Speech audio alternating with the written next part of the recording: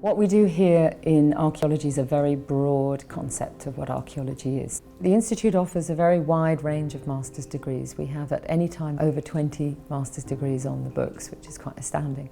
We offer trajectories for both students that want to have a more vocational training and those that want to go on and perhaps do a research degree later. We have a very global view of archaeology. So the new degree is an MA in the Archaeology and Cultural Heritage of Asia.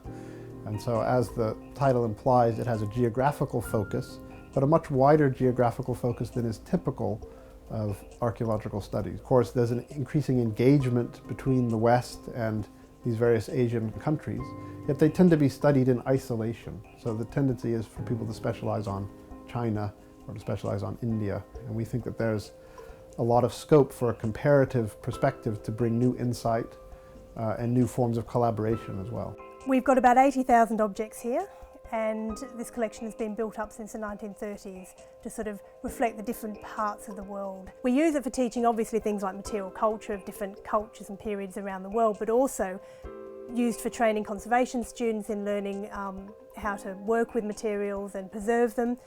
And it's used for things like museum studies, people actually learning to do the business of looking after a museum collection. The Museum Studies programme is basically it's one of our most popular MAs. It's designed really to train up tomorrow's museum professionals. There's such a diversity of the collections. UCL has the Art Museum, the Grant Museum of Zoology, the Petrie Museum of Archaeology as well.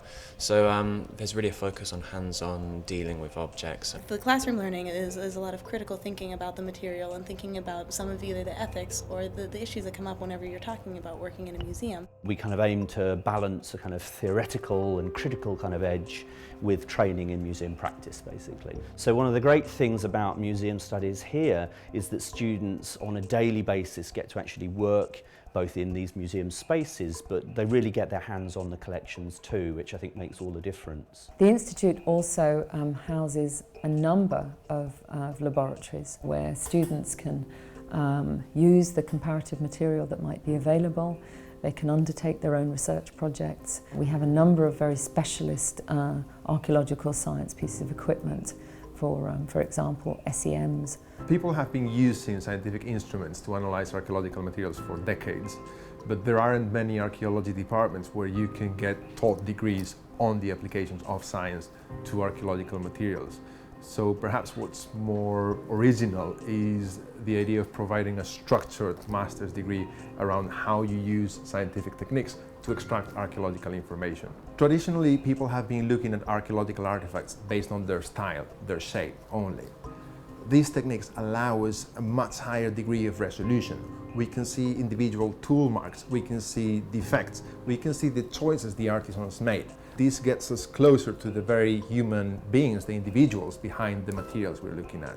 We're in a global city which has people from all over the world and cultural material from all over the world in terms of the material in different museums in London and in terms of the range of types of restaurants and types of shops that you can find in London. So you have a chance to engage in a very real way with both the archaeological material from around the world and then also the sort of modern cultural material that's coming into London. The advantages for students coming here to the Institute are that however specialist one wants to become, what we offer is the broader view of why you're actually doing archaeology, both for understanding the past and also for understanding the present. When it comes to student placements, which several of our degrees have an essential component of, the students are actually going into national institutions and gaining very valuable work experience that future employers tend to value highly. It looks very good on the CVs. I started my Masters in 2006 in Cultural Heritage Studies, and then I moved on from that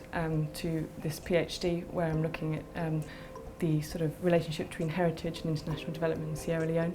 And then I recently started a post as assistant curator at the Horniman Museum. The Masters helped in a number of ways. There was a big practical element in one of the courses that I did, which was about object interpretation and museum interpretation.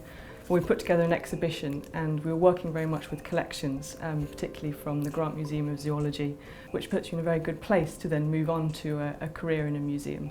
A lot of people say that one of the most important things about archaeology and the study of the past is that we can learn lessons for the future. But I think archaeology is much more than that. We need more than food and shelter for our own subsistence. We need to enrich our intellect, our spirit. And archaeology is just one of the ways of achieving that.